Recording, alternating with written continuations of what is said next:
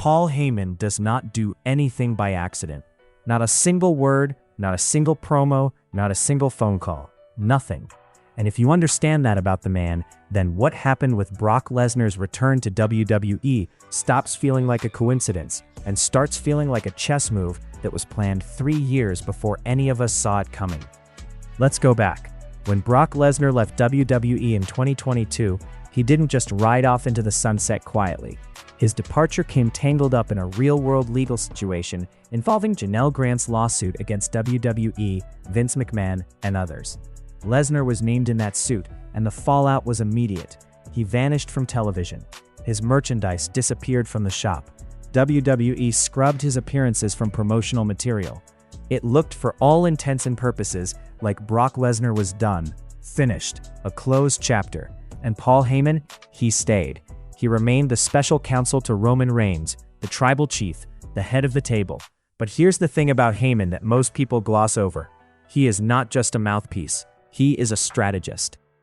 He built ECW from nothing. He turned a part-timer named Brock Lesnar into the most dominant force in WWE history, not once, but twice. He's the guy who pitched ideas to Vince McMahon when Vince McMahon didn't want to hear ideas from anyone. Paul Heyman does not stay somewhere unless he has a reason to stay.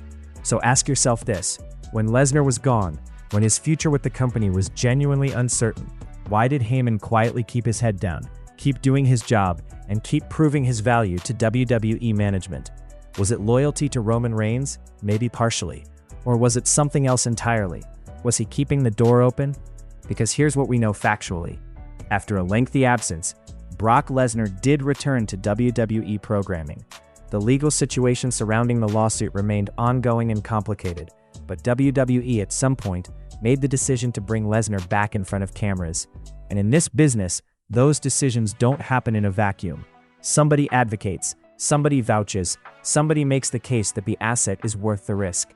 And the person with the most to gain from Brock Lesnar being back on screen, the person whose entire on-screen identity has been built around that relationship for over 2 decades, is Paul Heyman.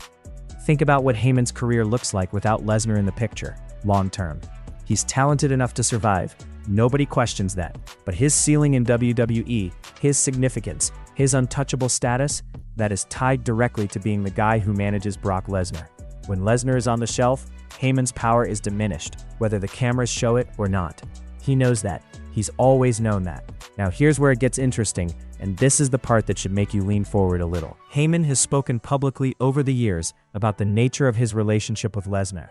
He's described it not just as a professional arrangement, but as a genuine partnership built on mutual trust and respect.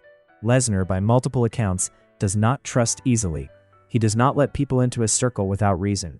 The fact that Heyman has maintained that access, through departures, through legal chaos, through everything, tells you something about what Heyman represents to Brock Lesnar. He's not just an agent. He's the one person who makes the machine run. If Lesnar was ever going to come back, there was likely only one person who could actually get on the phone and make that conversation happen in a way that Brock would receive. One person who could say, here's the deal, here's the money, here's the creative direction, here's why this makes sense for you. And that person is not a WWE executive. That person is the guy from the south side of New York who once ran a bingo hall promotion and convinced the wrestling world that garbage wrestling was art. If you're new to WrestleCore and you love this kind of deep dive into the chess matches happening behind the curtain, hit that subscribe button and ring the bell. We do this every week and you don't want to miss what's coming. Back to the point, because here's where the narrative gets even more layered. Paul Heyman's public-facing persona is always aligned with whoever holds the power. When Roman Reigns was the most dominant figure in WWE, Heyman was by his side. When that bloodline story began to fracture, when Solo Sikoa started asserting his own authority and the cracks in Roman's empire appeared, where did Heyman land? He stayed loyal to Roman. In kayfabe, that looked like a man who had made his choice. But in reality, in the actual mechanics of WWE storytelling, Heyman staying aligned with Roman Reigns kept him positioned as the connective tissue of the most important storyline in the company. And the most important storyline in WWE, the one with the most runway, the most pay-per-view potential, the most mainstream crossover appeal, eventually circles back to Brock Lesnar. It always does. Because Lesnar is box office. He is a proven draw in a way that very few people in wrestling history have ever been. When Lesnar walks through that curtain, casual fans who haven't watched in years suddenly tune in. Networks notice. Ticket sales move. Paul Heyman understands this better than anyone because he built that value from scratch. So here's the question that nobody can definitively answer, but everyone should be asking. Was Heyman working behind the scenes, in conversations we will never see, and on phone calls that will never be made public, to facilitate Lesnar's return? Was his continued presence in WWE partly a calculated effort to maintain the infrastructure, the trust, and the relationships needed to eventually bring his most important client back into the fold? There is no smoking gun. There is no leaked text message or documented boardroom conversation that proves this. What there is, though, is a pattern.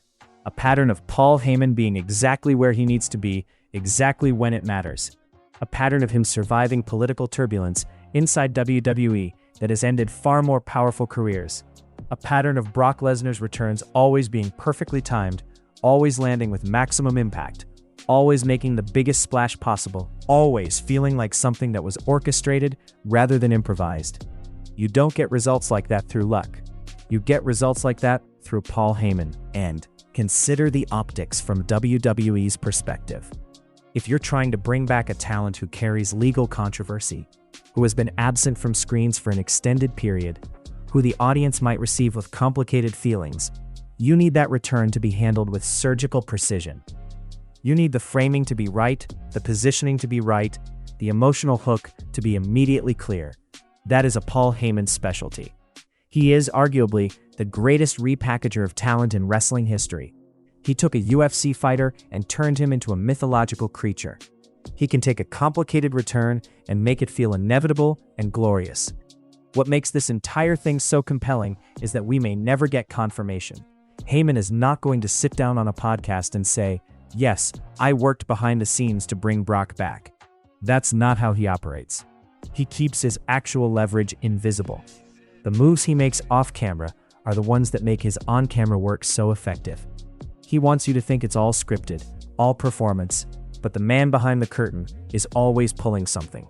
The real genius of Paul Heyman, the thing that separates him from everyone else in this business, is that his master plans feel like coincidences to everyone except the people who know exactly what they're looking at.